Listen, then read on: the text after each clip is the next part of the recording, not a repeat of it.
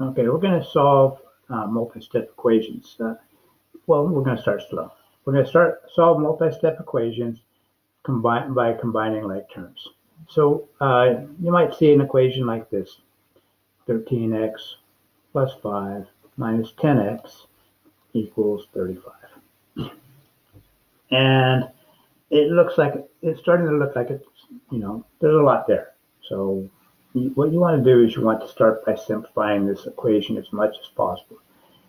So one of the goals you should have in mind is with each step that you do, the equation just gets a little bit smaller and a little bit simpler, and then eventually you get to the end where there's only one variable separated by an equal sign and a number on the other side. So I'm going to look at this equation right here, this expression on the left side, and I notice that I've got three terms. Two of them have an x in it, and one that does not. Okay, so this one right here is a constant term. These are variable terms, and they're like terms because you can tell they're like terms because the variables are exactly the same. So it might make it a little bit easier to rearrange this. You can use the commutative property, which tells you can move things around. Just make sure that you remember that negative stays with that negative 10, with that 10x. So it's negative 10x. And so we're going to move that so it's next to the 13x. So we can't add 5 to 13x because they're not like terms. However, these terms we can combine. So then I'm going to move the 5 over here. So that just makes it a little bit easier for me to see that when I subtract here, I'm subtracting 13 minus 10 to give us 3, and then the variable stays the same. So you don't have to, but you can also draw a line right down through the equal sign. This is what divides into the two sides of the equation. It's the left side and the right side. So don't get confused by using these. So we want to keep this equation balanced. So anything we do to one side of the equation, in terms of adding or subtracting something something new, I should say, has to be done to both sides. So here we subtracted, but we didn't really subtract anything new. This was already there, and all we did was we combined these and we put them together and simplified it. So, but now we're going to do something new. I want to get rid of that 5. And so the way I'm going to do that is by subtracting. So we know that a positive 5 and a negative 5 will cancel out, and it'll give us 0. But that negative 5 wasn't there before, so I have to do the same exact thing to the other side to keep it balanced. So now, bring this down, and we have 3x plus 0, which is just the same as 3x. And then here we have, oops, I made a mistake.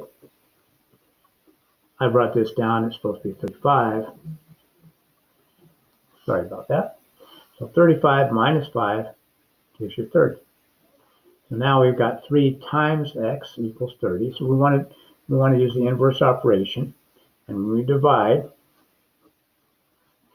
3 times x divided by 3, this becomes 1.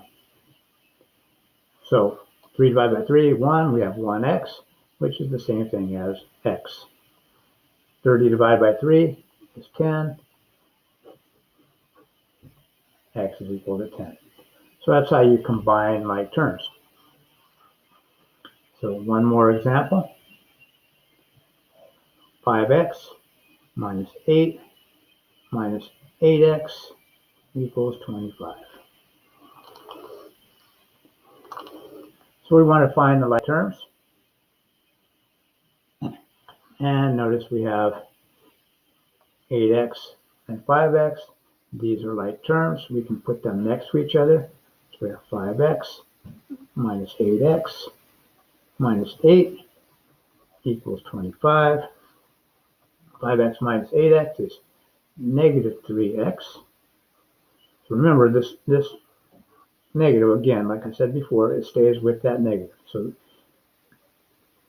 now we have minus 8 equals 25. So we're subtracting 8 here. the inverse operation, the opposite of that would be 8. Now we add 8 to both sides of the equation, and we get 33. So we have negative 3x equals 33. So negative 3x, remember, means negative 3 times x. So the inverse operation for multiplication is division. So we want to divide both sides by negative 3. So negative 3 divided by negative 3 gives us 1. So we're going to cancel that out. And we get x equals negative 11. Okay? And I guess I'll do one last example.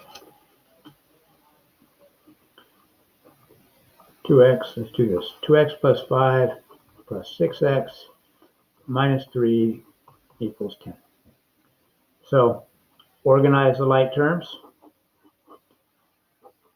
The variables here, the real numbers here. So we have put these, let's organize them. So I'm going to move that over here. So we have 2x plus 6x, and then put that in front here. So plus 5 minus 3 equals 10. Combine like terms by adding the coefficients. 2 plus 6, 8x, 5 minus 3, 2. Remember, we can't combine these anymore because that has a variable, that does not. Variables are not exactly the same. 8x plus 2, use the inverse operation. 8x equals 8. 8 times x, divide by 8, divide by 8, x equals 1.